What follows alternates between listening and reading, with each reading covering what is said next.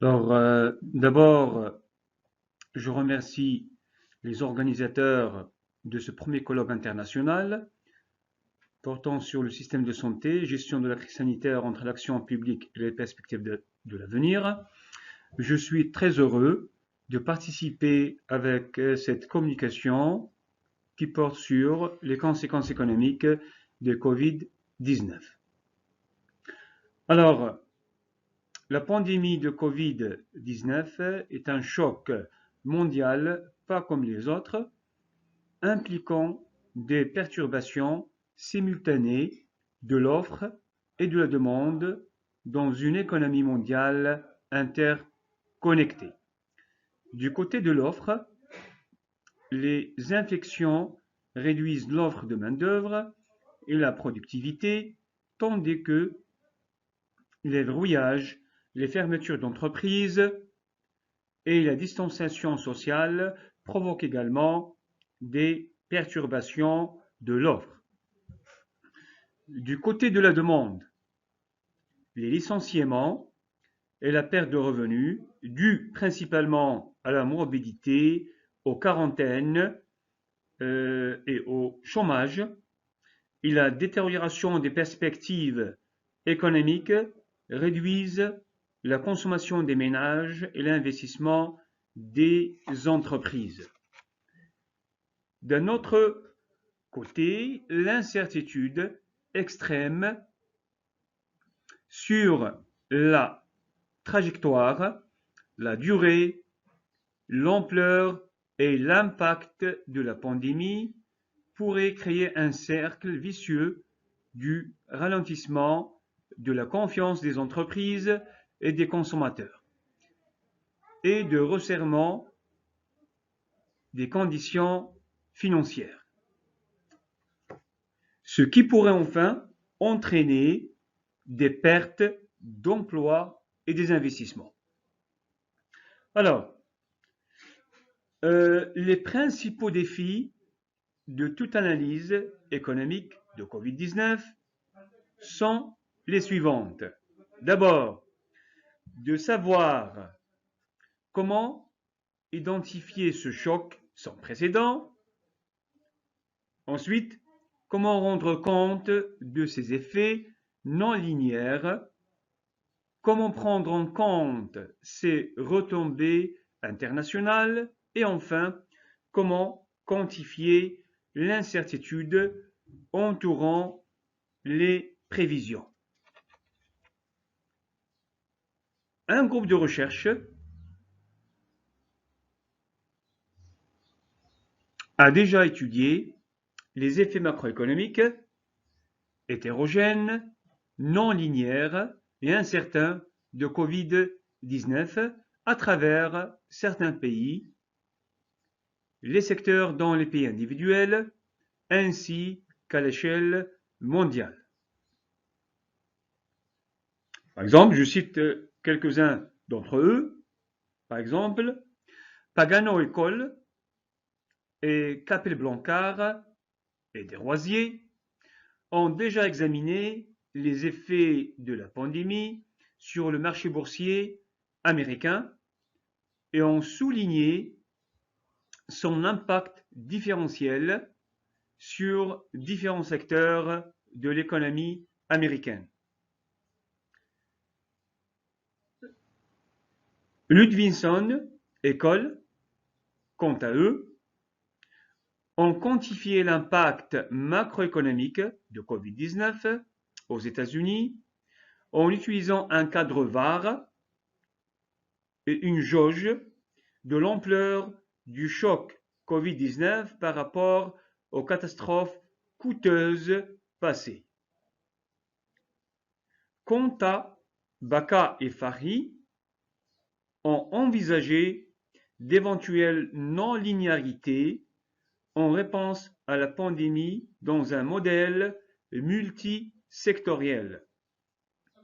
Ils ont démontré comment ces chocs sont simplifiés ou atténués par la non-linéarité et ont quantifié leurs effets à l'aide de données désagrégées en provenance, bien sûr, des États-Unis. En fin de compte, je cite les études de McKibben et Fernando qui ont exploré les effets macroéconomiques mondiaux de scénarios alternatifs sur la façon dont Covid-19 pourrait évoluer dans l'année à venir, mettant en évidence le rôle des retombées. Alors, le Covid-19 a donc présenté un risque systémique, créant des vulnérabilités, renforçant les inégalités et entravant la réalisation des objectifs du développement durable.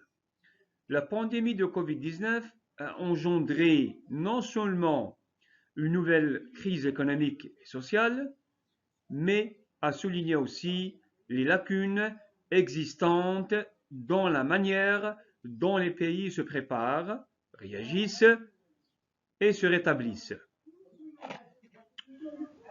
Le Maroc. Alors prenons le cas du Maroc. Le Maroc, à l'instar des autres pays, bien évidemment, devra agir rapidement et de manière intégrée pour mesurer et répondre à l'ampleur des changements dans la vie des individus et dans plusieurs secteurs de son économie, tout particulièrement le secteur informel.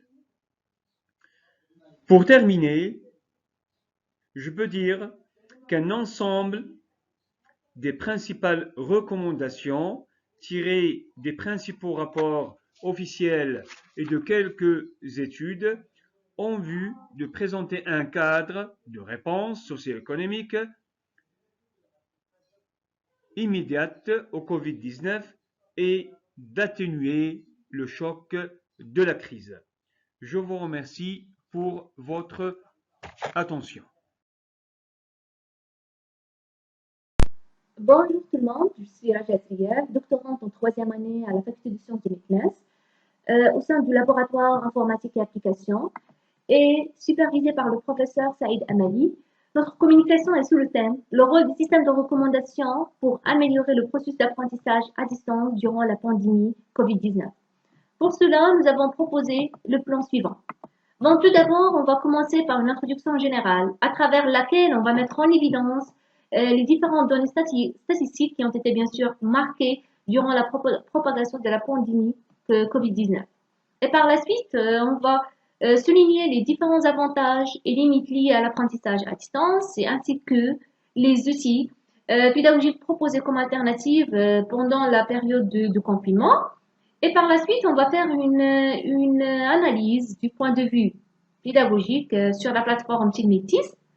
Et enfin, on va mettre en phare le rôle des systèmes de recommandation pour avoir un apprentissage effectif, un apprentissage réussi, tout en soulignant l'approche et la stratégie adoptée. Et enfin, conclusion. Bon, comme vous saviez sans doute qu'à partir du janvier 2020, le monde a été bouleversé à cause de la propagation progressive de la pandémie Covid-19 et notamment depuis le 16 février, comme illustre la figure suivante.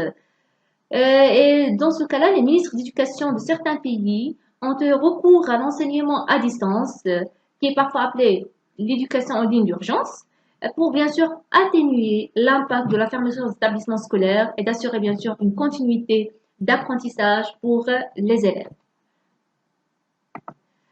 Voilà, de même, comme illustre la figure numéro 2, qu'il y en a un ensemble de statistiques qui ont été bien sûr faites par l'UNESCO. Dès le mois de mars 2020, le recours aux pédagogies à distance a été bien sûr imposé au Maroc. Voilà, donc des outils d'urgence ont été bien sûr mis à la disposition des élèves, tels que la création des classes virtuelles via les plateformes, le partage des cours ou des devoirs en ligne, même aussi la diffusion des cours sur des chaînes TV. Mais à cet effet, donc, l'apprentissage à distance se propose comme alternative, une solution qui garantisse bien sûr la continuité pédagogique dans plusieurs pays, bien sûr, pour assurer aussi la poursuite du développement des compétences chez les apprenants. Donc, ici, l'apprentissage à distance est un concept qui a progressivement évolué avec l'émergence, bien sûr, des nouvelles technologies.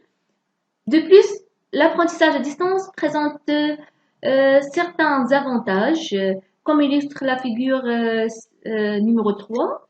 C'est que l'apprentissage à distance est considéré comme une méthode d'enseignement basée sur l'intégration des nouvelles technologies d'information et de communication. Il permet aussi de dispenser ou de partager des connaissances malgré les contraintes géographiques, éducatives, sociales, etc.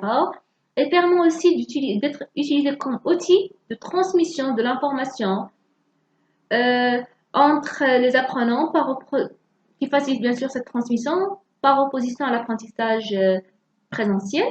Et enfin, il permet de rendre l'opération d'enseignement d'apprentissage, l'action, plus flexible grâce à l'absence des restrictions d'espace et de temps.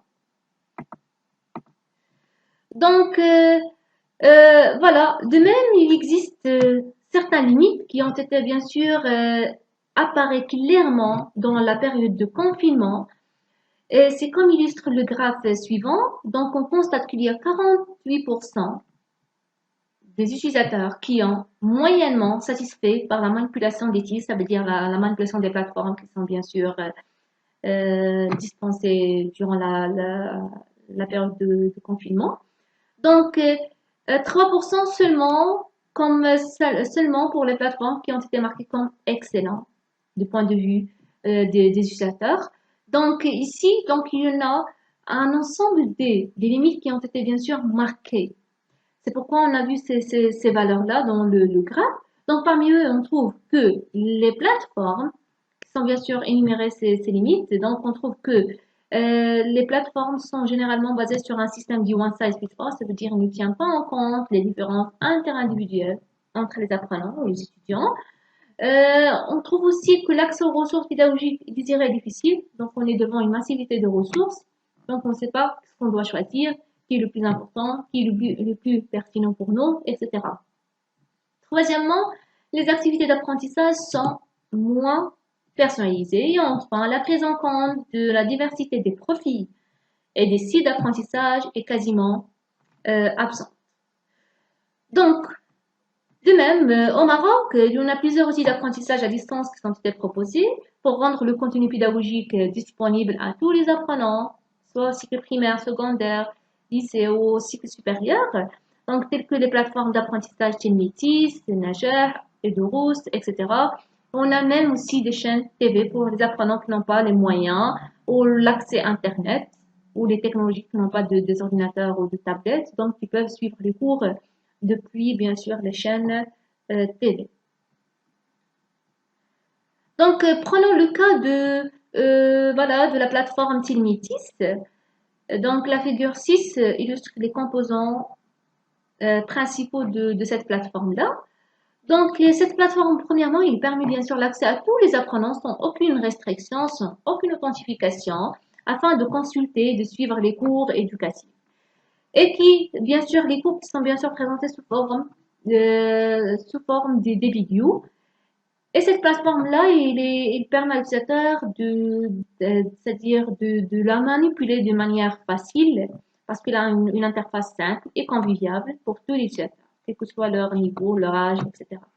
Donc, d'après une analyse qui était bien sûr faite du point de vue pédagogique, on constate que les cours proposés sont regroupés seulement par matière, par niveau, par branche d'études, mais ne tient pas en compte une logique, une scénarisation pédagogique des apprentissages selon le progrès de chaque apprenant. Donc cette option-là n'existe pas. Les apprenants aussi sont confrontés à une énorme quantité de contenu sans aucune orientation, sans aucune recommandation. Il n'y a pas de recommandation par quoi il va commencer. De plus, l'espace de travail de l'enseignant est totalement ignoré, donc il n'y a pas de lien entre, c'est-à-dire un lien de communication entre les apprenants et les professeurs via cette plateforme d'apprentissage. Et enfin, cette plateforme-là n'adopte pas le concept de diversification des contenus, car tous les contenus qui sont partagés sont du type vidéo. Donc, on constate que malgré les outils d'apprentissage à distance proposés pendant le confinement, certaines limites ont été énumérées, comme illustre le graphe suivant. Donc, on trouve que L'organisation de contenu d'apprentissage et la présentation du contenu, elle a une valeur, elle a un pourcentage faible par rapport au degré de compétition et d'enthousiasme, etc. chez les apprenants. Donc, on trouve qu'il aura comme valeur 8%, bien sûr, pour l'organisation de contenu d'apprentissage et 16% pour la pertinence du contenu. Donc, pour cela, donc, il faut trouver une solution. Donc, à cet égard-là, le recours à certaines technologies, telles que, par exemple, les systèmes de recommandation, qui sont une nouvelle technologie prometteuse dans les environnements d'apprentissage en ligne, et qui est nécessaire ce recours-là, car il permet d'une part de suggérer des ressources pédagogiques en fonction des besoins de chaque apprenant, à travers quoi la mise en évidence qui est le plus pertinent, intéressant pour eux, tout en bien sûr produisant. Le but, c'est de conduire, de maintenir un engagement, une motivation et une autonomie accrue des apprenants lors du processus d'apprentissage. Donc, la recommandation est basée sur une approche collaborative, comme illustre la figure suivante. Cette approche permet de prédire les besoins futurs de l'apprenant à travers l'étude de certains critères de similarité, tels que l'expression explicite de préférence par dénotation de l'utilisateur. Donc, il existe plusieurs approches, mais l'approche adoptée, c'est l'approche collaborative, vu son importance, vu sa facilité de prédire ce qu'on pourra, ce que l'utilisateur aimera au futur et ce qu'il va, bien sûr, utiliser comme activité. Ces notations-là, elles sont exploitées selon la stratégie suivante. Donc, un modèle qui était présenté sur la figure 9, qui permet bien sûr d'expliquer ou d'illustrer clairement la stratégie proposée pour recommander ce que l'apprenant désire, etc. Donc, cette recommandation, elle est basée sur le profit des apprenants. Donc, chaque jour, des activités d'apprentissage sont recommandées en fonction de son profit actuel et par rapport aussi aux notations prouvées par ses voisins les plus proches. Donc, un calcul de similarité entre les utilisateurs pour trouver, selon un ensemble de critères, tels que les styles d'apprentissage, les prérequis, les performances, etc. Donc, tout en cherchant les voisins les plus proches et après, on va choisir les activités qui ont un symbole, c'est-à-dire qui ont marqué comme satisfaisant ou qui ont marqué comme acceptable pour l'utilisateur. Donc, on va les choisir comme des activités euh, recommandées, comme des activités bien sûr pertinentes pour l'utilisateur courant. Donc, à chaque jour, on va le recommander un ensemble d'activités d'apprentissage dans le but de maintenir sa motivation et son engagement. Et c'est pourquoi on a choisi cette stratégie-là pour minimiser le nombre d'activités d'apprentissage dans la plateforme, s'engager aussi dans les apprentissages collaboratifs, diversifier les activités, euh, proposer des activités utiles et appropriées à la capacité de chaque apprenant, faciliter l'accès aux activités souhaitées à la base de son profil, sans c'est-à-dire être dispersé dans la plateforme, prédire les besoins futurs de l'apprenant, ce qu'il va aimer apprendre après, et maintenir aussi la persévérance et la motivation de l'apprenant pour diminuer le taux de décrochage dans les plateformes. Donc, en guise de conclusion, voilà.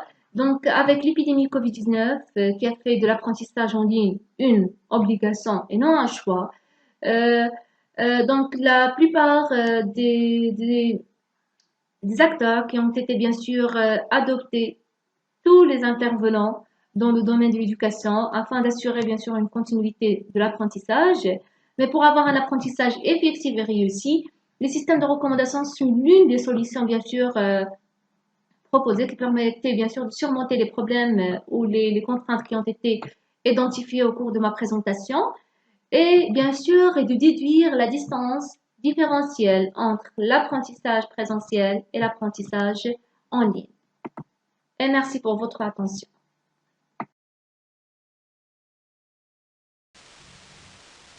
Bonjour tout le monde. Donc avant de commencer, je tiens à remercier les organisateurs et toute l'équipe scientifique qui a veillé sur la réalisation de ce colloque. Donc je me présente, je suis Madame Chedvia Fatem Zahra, étudiante en deuxième année doctorat à l'université Hassan II, plus spécifiquement à la faculté des sciences biomédicales. Donc pour ma contribution dans ce colloque, ça sera une communication orale intitulée En première ligne, qui l'impact du Covid sur la vie professionnelle des infirmiers. Le plan qu'on va suivre pour notre présentation, c'est un plan qui ne sort pas des plans scientifiques classiques.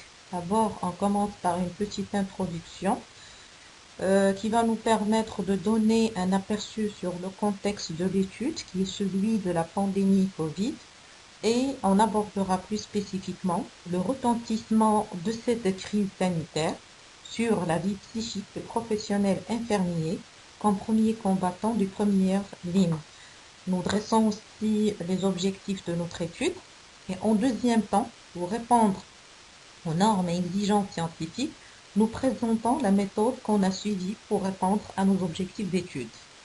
Puis nous présentons les résultats qu'on a obtenus à travers cette étude et on terminera par une petite conclusion. Comme vous savez, la maladie à coronavirus Covid-19 avait le potentiel de provoquer une urgence de santé publique. La première alerte venait de la Chine sur plusieurs cas grippaux de Wuhan. Quelques mois plus tard, l'Organisation mondiale de la santé déclare la maladie Covid comme une pandémie. Au regard de la vitesse de propagation de la maladie, tous les systèmes de santé se sont mobilisés pour faire face à cette crise.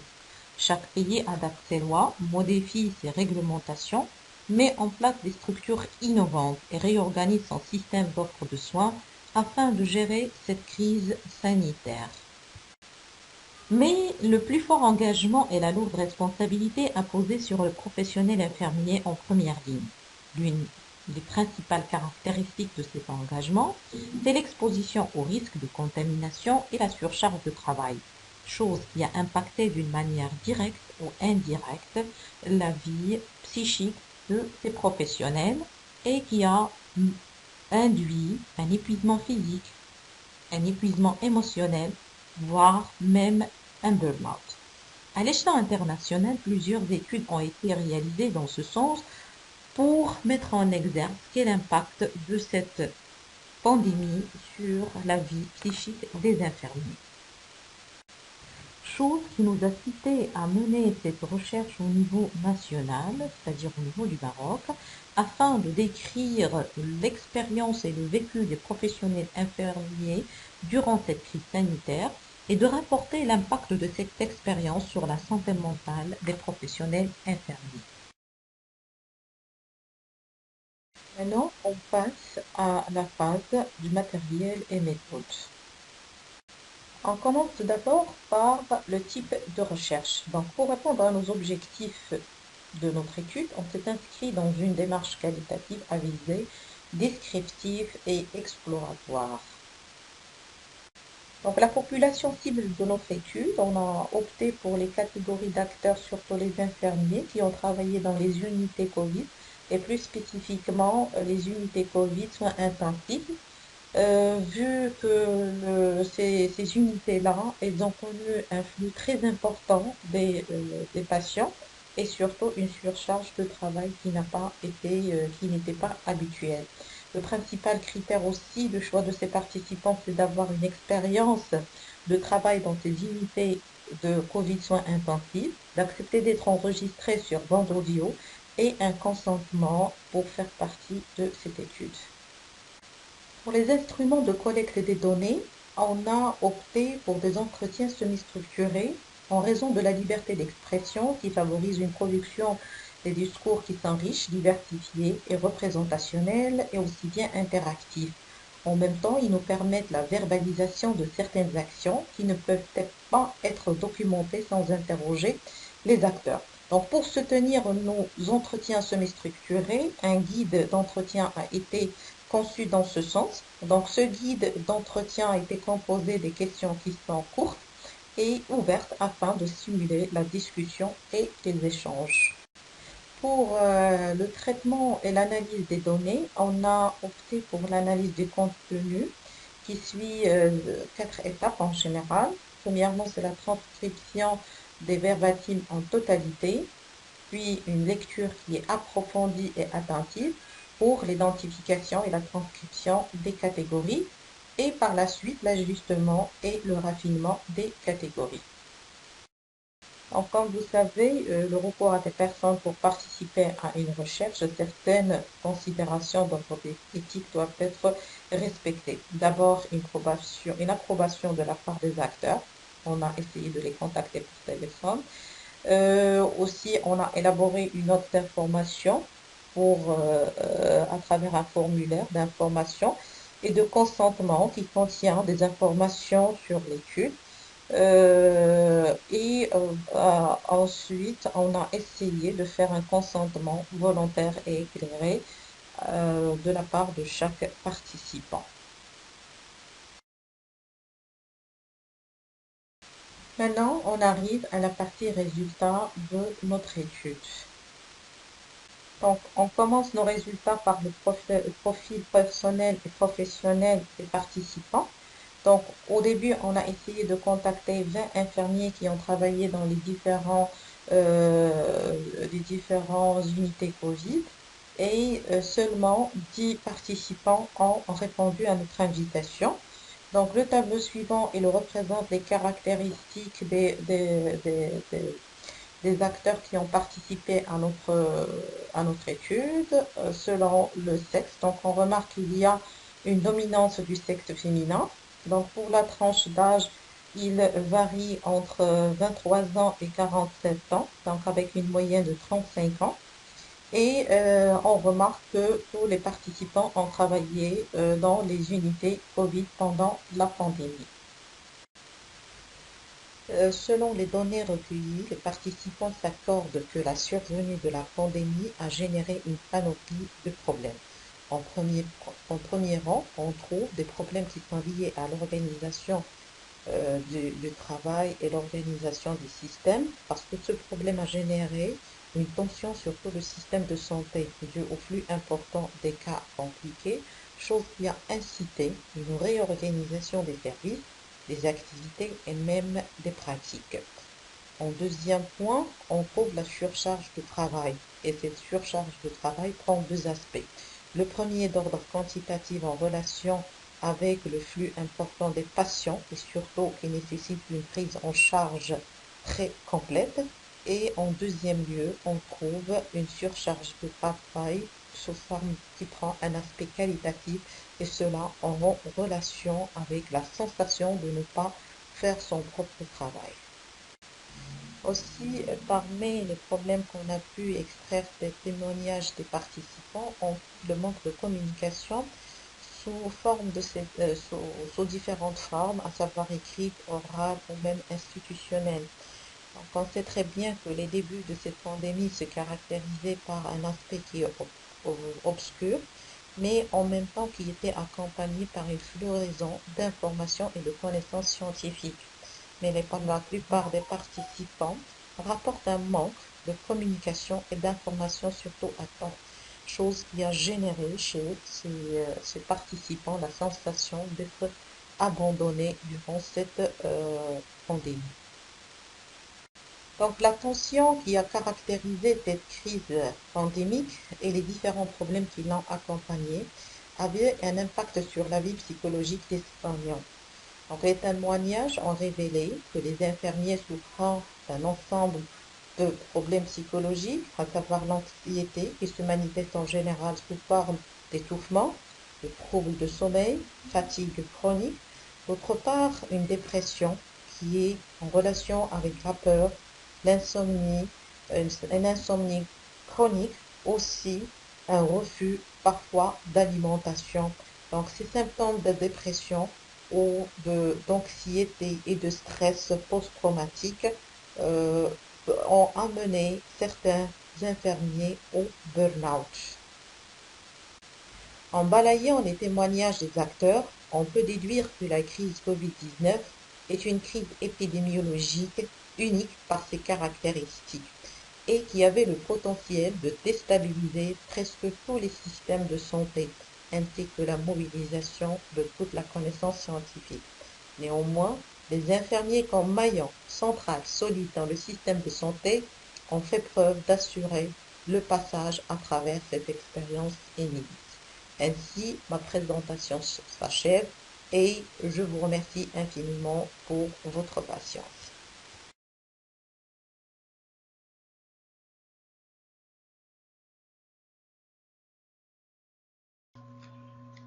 Bonjour, cher professeur, honorable auditoire.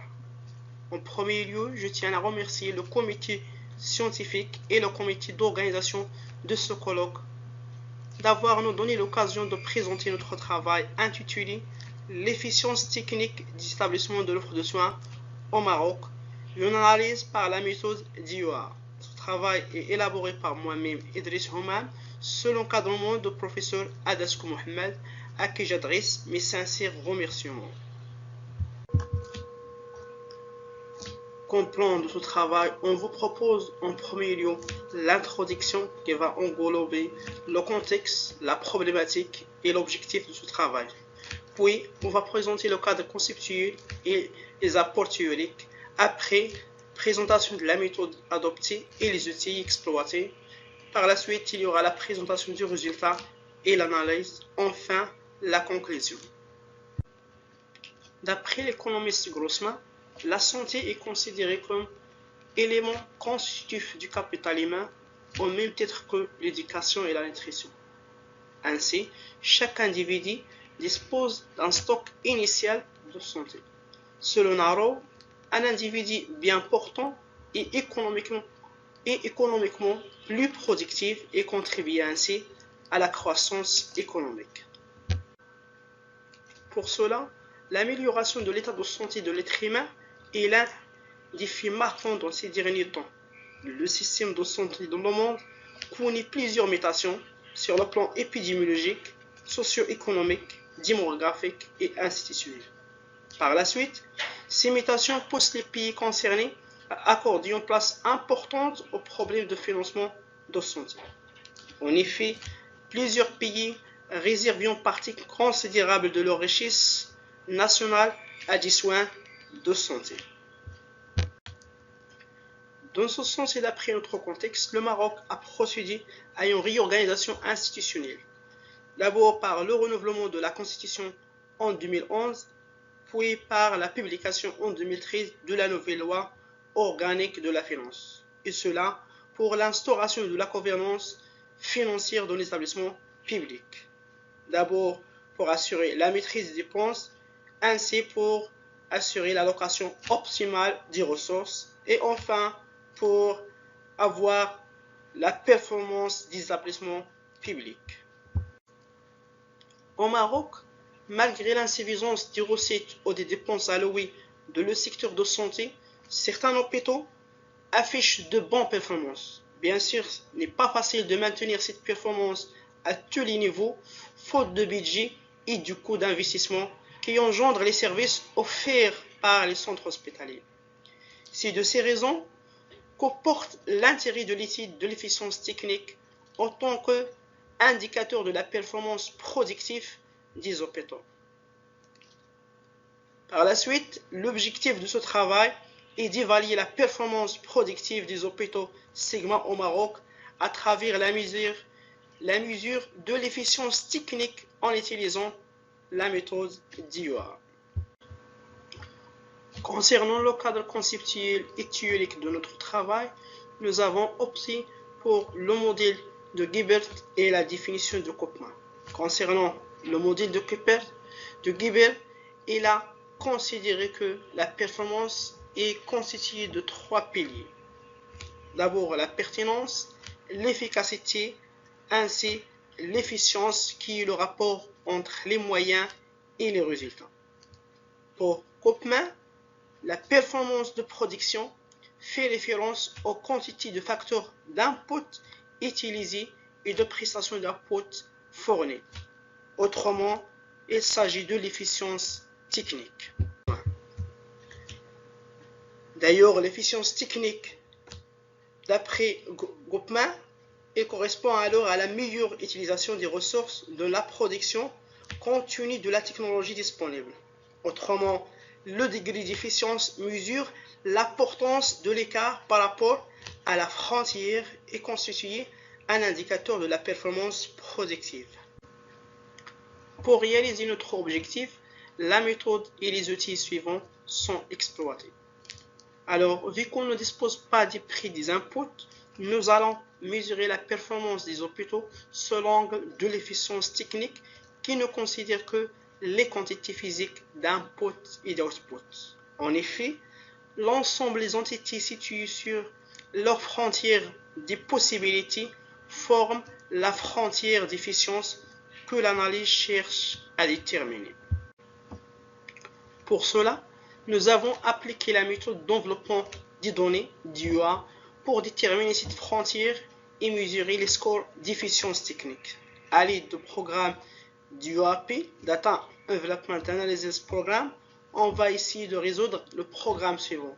C'est-à-dire, on va chercher de minimiser les inputs et en gardant même output, c'est-à-dire produire même quantité en termes d'offres de soins. Le choix de la minimisation des inputs a été adopté pour trois raisons. D'abord, comme dans le cas des services publics, les services rendus par l'État aux citoyens sont supposés exogènes d'après la littérature. Deuxièmement, l'utilisation des ressources par les hôpitaux étudiés se fait généralement dans un contexte budgétaire difficile. Enfin, ce choix correspond au type de données dont nous disposons. À titre de résultat, d'abord on va aussi en premier lieu d'identifier notre échantillon. Donc la population cible c'était les hôpitaux Sigma au Maroc. Notre échantillon est constitué de 4 hôpitaux régionaux, 34 hôpitaux provinciaux et 8 hôpitaux locaux. La majorité de ces centres qui ont fait partie de l'étude ont plus de 100 lits et reçoivent une dotation annuelle qui dépasse 2 millions de dirhams. Concernant les ressources humaines de ces centres concernés par notre étude, 35 hôpitaux ont plus de 10 médecins par hôpital, 74% des centres hospitaliers contient plus de 100 infirmiers par hôpital. Concernant les scores d'efficience technique et au regard des résultats obtenus, on constate que les scores d'efficacité ou d'efficience obtenus varient selon l'hypothèse adoptée. S'il s'agit de rendement d'échelle constant, CRS, ou s'il s'agit de rendement d'échelle variable, VRS. Alors, d'après les résultats, on a 8 hôpitaux qui sont techniquement efficients, 3 hôpitaux selon le modèle CRS, c'est-à-dire le modèle à rendement d'échelle constant, et 5 sont efficients selon le modèle VRS, c'est-à-dire le modèle à rendement d'échelle variable. Ainsi, on a trouvé que 3 hôpitaux sont efficients quel que soit le modèle ou l'hypothèse adoptée, c'est-à-dire ils sont efficients pour le modèle à rendement d'échelle variable et ils sont efficients pour le modèle à rendement d'échelle constant. En guise de conclusion, ce travail qui a tenté d'analyser l'efficience technique des établissements de l'offre de soins au Maroc par la méthode DUA, bien sûr malgré ces limites dont on peut citer l'échantillon qui est restreint, l'accès difficile à certaines données, donc ce travail il a des pistes à recommander et des perspectives. Donc on souhaite dans les travaux prochains à mesurer l'efficacité technique par la méthode stochastique et on espère à étudier les facteurs influençant, autrement les déterminants de l'efficience technique des établissements de l'offre de soins au Maroc. Ainsi, notre présentation touche à sa fin. Merci pour votre attention.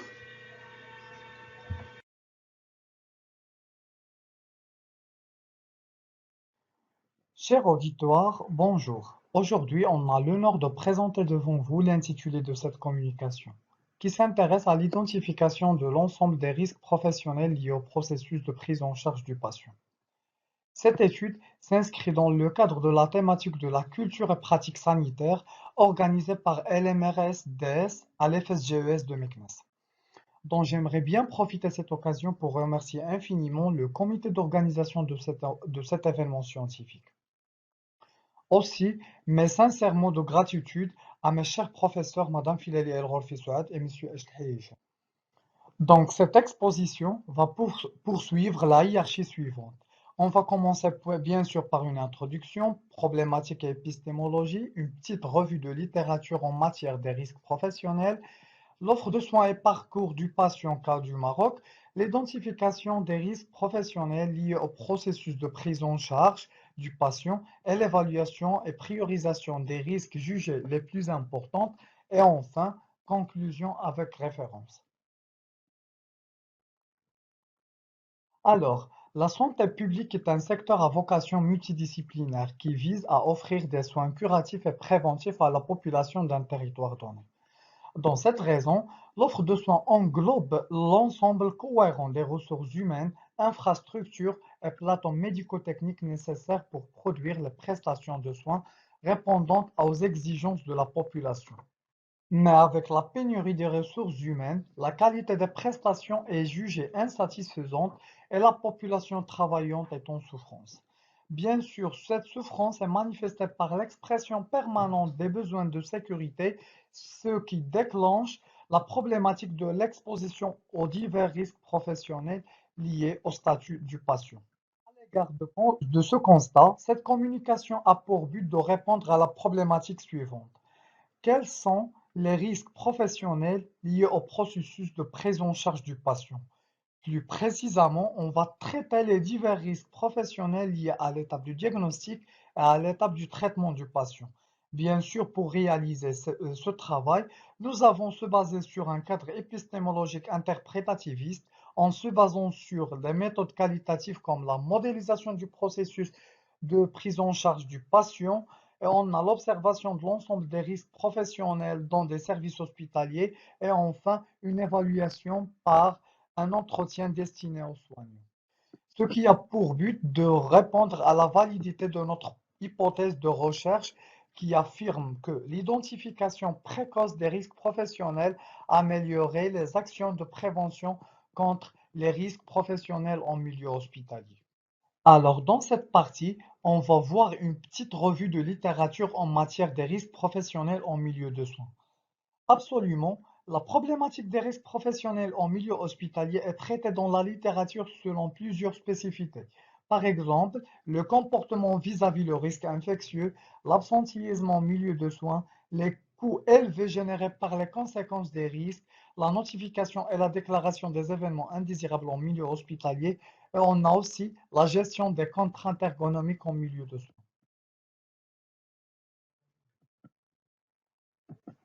De ce fait, Tibur-Gens considère que les risques professionnels en milieu de soins sont les contraintes organisationnelles, les contraintes posturales, risques physiques, risques biologiques, les risques d'agression et les charges de travail. Et selon Bitterzen, il existe divers risques professionnels dans le milieu de soins. Parmi eux, on a les risques infectieux ou biologiques, les risques toxiques, les risques d'irradiation au rayonnement X, risques électriques, risques de chute et risques de violence.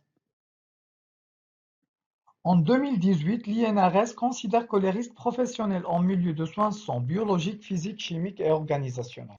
Alors, dans cette partie, on va voir la hiérarchie de l'offre de soins au Maroc et le processus de prise en charge du patient dans nos hôpitaux.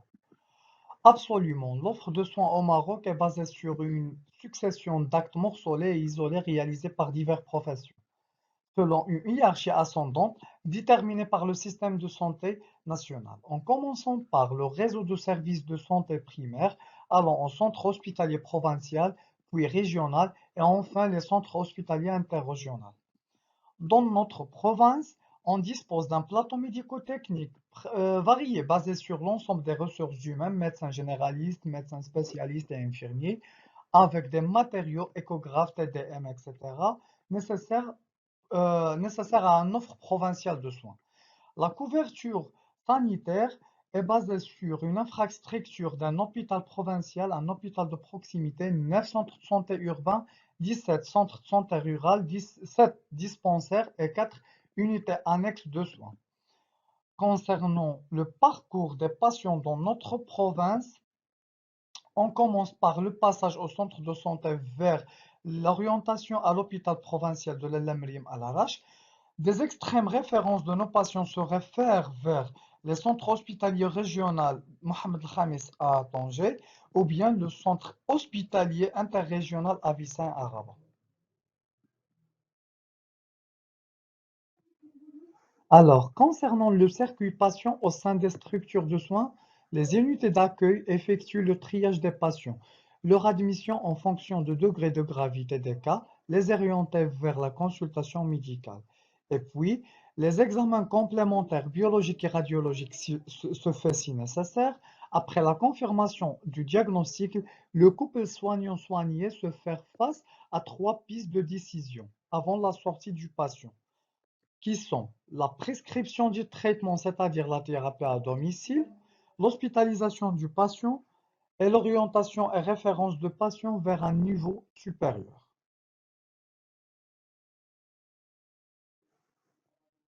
Donc, dans cette partie, on va identifier l'ensemble des risques professionnels liés au processus de prise en charge du patient. D'après nos résultats à la consultation médicale, les médecins sont confrontés aux divers risques qui sont biologiques, la méconnaissance de la pathologie et la proximité du patient au patient en première instance dès son arrivée à l'hôpital peuvent être une cause d'une contamination aérienne, surtout dans le contexte épidémiologique du Covid. Concernant le risque chimique, elle est causée généralement par les détergents de désinfection et le latex existant au niveau des gants. Les risques chimiques sont causés par l'usage abusif des stéthoscopes, surtout à long terme, qui peut entraîner des problèmes auriculaires chez les médecins. Concernant les risques ergonomiques, l'horaire de travail et les agressions verbales sont les premières causes des risques ergonomiques chez les médecins. Concernant l'étape de l'hospitalisation, on a enregistré divers risques professionnels liés à la profession infirmier. Généralement sont biologiques, la contamination aérienne et l'exposition aux nuisances des produits biologiques. Les risques chimiques, certains médicaments sont allergogènes même avec simple contact si main nue. Le risque physique, on trouve les troubles musculo-squelettiques, les changements climatiques, l'effet de bruit et l'exposition au rayonnement X. Concernant les risques ergonomiques, on a des troubles de sommeil et de vigilance et on a les agressions verbales.